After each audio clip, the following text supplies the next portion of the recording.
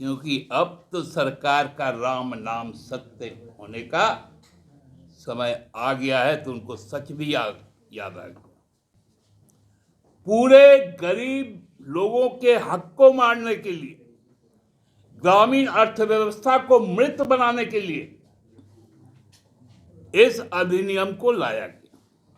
अब तय करेगा कौन सा गांव भाजपा को वोट करेगा या नहीं करेगा। भाजपा समर्थित जो लाभार्थी होगा वही उसको रोजगार मिलेगा।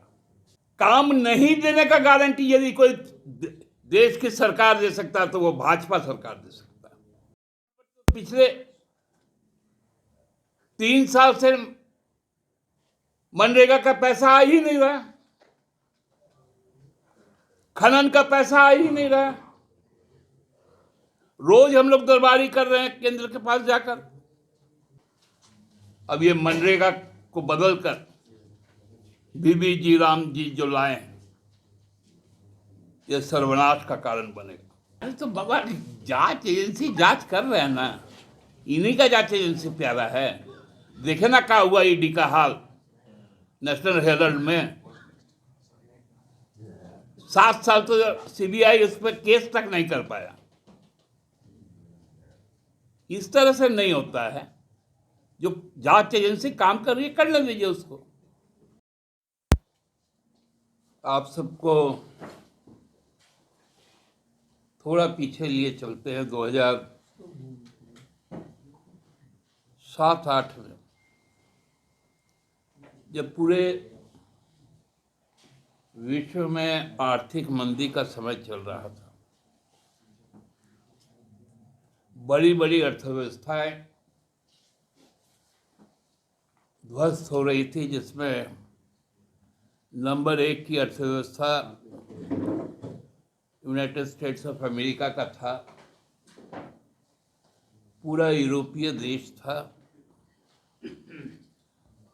और एक वैश्विक संकट था। उस समय भी भारत की अर्थव्यवस्था ज्यादा प्रभावित इसलिए नहीं हो पाई थी क्योंकि भारतीय अर्थव्यवस्था का मूल प्राण केंद्र ग्रामीण अर्थव्यवस्था है। उस वक्त लगभग 85% संपूर्ण अर्थव्यवस्था ग्रामीण स्तर पर निर्भर होती थी, खेती पर ही निर्भर थी। और इसलिए उस संकट का आगामी दिनों में कोई असर ना हो, 2009 में जब यूपीए की सरकार बनी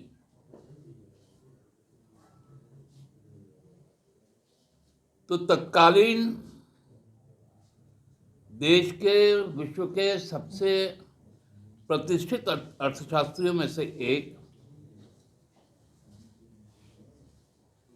डॉक्टर मनमोहन सिंह जी और नोबेल पुरस्कार विजेता अमर्त्य सेन साहब ने ग्रामीण भारत के अर्थव्यवस्था को मजबूत और टिकाऊ बनाए रखने के लिए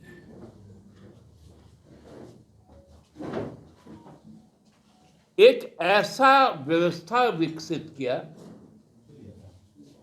जिसको हम लोग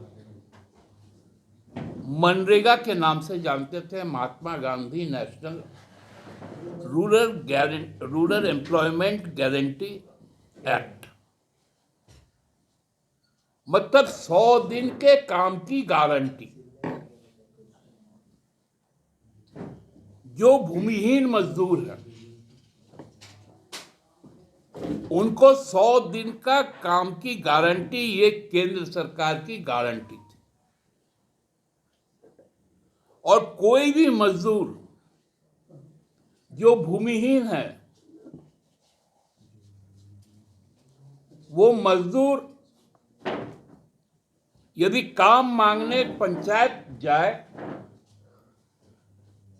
तो यह कंपलसरी और मैंडेटरी था कि उनको 15 दिनों के अंदर काम देना होगा, अन्यथा वो बेरोजगारी भत्ता उसी अनुरूप पाने का हकदार हो जाता। 2014 में जब सत्ता परिवर्तन हुआ तो आज के प्रधानमंत्री और तब के भी प्रधानमंत्री संसद में उन्होंने एक भाषण दिया था इसी मनरेगा को लेकर। उन्होंने हार्वर्ड और हार्ड वर्क का भी जिक्र किया था और अपना अर्थव्यवस्था मोदीनॉमिक्स पेश किया था। उस वक्त उन्होंने कहा था कि भारतीय अर्थव्यवस्था को ढाने वाले इस व्यवस्था को मैं बनाए रखूंगा ताकि ये जीता जाता मोमेंट जो प्रतीक जो है वो देश को लिखे कि यूपीए सरकार ने भारत के अर्थव्यवस्था को कैसे बर्बाद कर दिया। ये बात आप लोगों को मालूम है। बहुत तालियां बजी थी, लेकिन जब कोरोना काल आया तो यदि ग्रामीण भारत बचा, आजीविका यदि चालू रहा, उसके पीछे सबसे बड़ी और खड़ी व्यवस्था यदि कोई थी तो वो यही मनरेगा था। गांव को आए और गांव में जब उनको रोजगार नहीं मिला तो यही मनरेगा उसको रोजगार दिया। इसी मनरेगा के तहत बड़ी संख्या में बिहार और यूपी के लोग ऊंची मोल भाव से पंजाब हरियाणा में जाकर खेती करते हैं। इसको संपूर्ण तहस नहस करने के लिए एक नया योजना लाया गया जो संसद में कल पेश हुआ। विकसित भारत गारंटी फॉर रोजगार आजीविका मिशन ग्रामीण, वीवी जी राम जी।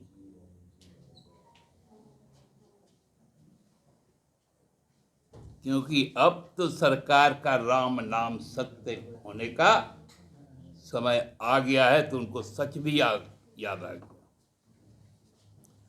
पूरे गरीब लोगों के हक को मारने के लिए, ग्रामीण अर्थव्यवस्था को मृत बनाने के लिए इस अधिनियम को लाया गया। अब ये जो पूरे पैन इंडिया जो एक्ट था, गारंटी एक्ट था, उसकी जो धाराएं थी उसको बदलाव करके 5वीं एक धारा जोड़ा गया जो कहा कि केंद्र सरकार तय करेगी कौन सा ग्राम अनुसूचित है या नहीं। मतलब भारतीय जनता पार्टी का वेलफेयर और बेनिफिशियरी स्कीम अब तय करेगा कौन सा गांव भाजपा को वोट करेगा या नहीं करेगा। संपूर्ण मजदूर नहीं, भाजपा समर्थित जो लाभार्थी होगा वही उसको रोजगार मिलेगा। और वो भी रोजगार कब मिलेगा? जब 40% राज्य सरकार वहन करेगी और 60% केंद्र सरकार करेगी। इस योजना में एक बड़ा अजीब स्थिति भी आया। इसके पहले योजना था कि गारंटी क्या था, जो एक्ट बना, कानून बना कि हम 100 दिन का काम देंगे, और इसमें गारंटी क्या है मालूम है? हम 60 दिन का काम नहीं देंगे।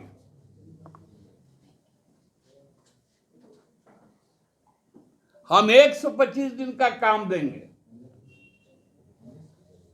लेकिन 60 दिन का काम नहीं देंगे। और वो 60 दिन क्या होगा? खेत में काम करेंगे। जब वो अपने खेत में काम करेगा। तो भाई तो भूमिहीन कहा जाएंगे।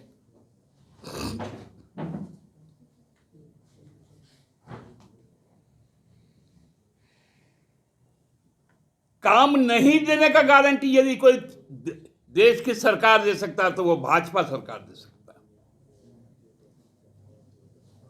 कि हम काम नहीं देंगे, जो करना है कर लो।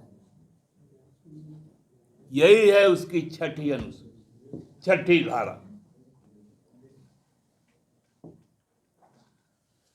पहले वो गांव के लोग आज भी जो संचार है, जो नेट है, वो गांव गांव तक नहीं पहुंचा है। गांव में भी पहुंचा तो किसी एक पर्टिकुलर जगह पर वो नेटवर्क आता है, बाकी जगह नहीं आता है। हम तो समझते हैं कि रांची में भी कई ऐसे सार्वजनिक जहां है जहां पर नेटवर्क आता ही नहीं।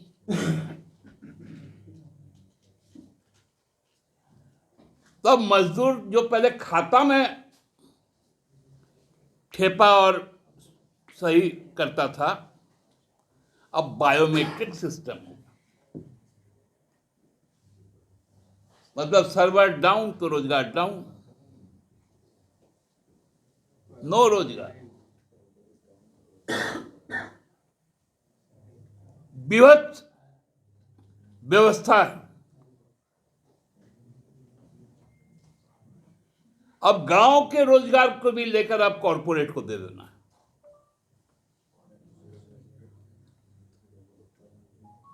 पहले तो जो पीएसयू थे उसको दिया गया, अब नया ट्रेंड चला है, जंगल दे दो, जमीन दे दो। अभी तीसरा प्रयोग है कि अब उसका जो रोजगार है उसको भी छीन के उसको बेरोजगार बना।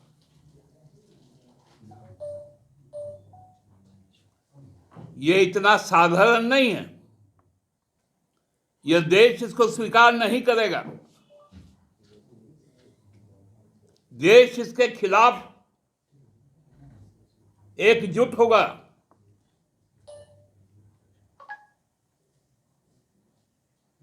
मनरेगा में हम लोग कह रहे थे कि 100 दिन का जो अवधि है उसको विस्तार करके 150 दिन किया जाए, क्योंकि जो सच्चाई है जिसको मान लेना चाहिए, ये सरकारी नीति आयोग का रिपोर्ट है। 100 दिन के गारंटी में भी राष्ट्र जो केंद्र सरकार का राशि है वो नहीं पहुंचता है। उसके कारण औसतन 55 से 65 दिन का ही काम मिल पाता है।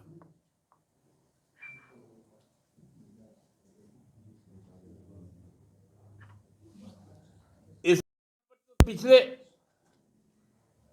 3 साल से मनरेगा का पैसा आ ही नहीं रहा, खनन का पैसा आ ही नहीं रहा। रोज हम लोग दरबारी कर रहे हैं केंद्र के पास जाकर। अब इसको भी ला दिए।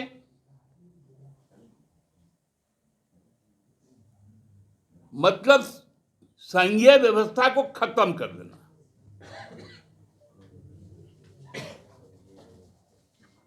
एक पार्टी, एक देश, एक व्यक्ति और एक उद्योगपति, संपूर्ण व्यवस्था इस एक में आ गया। ये बहुत विनाशकारी है। इसके पूरे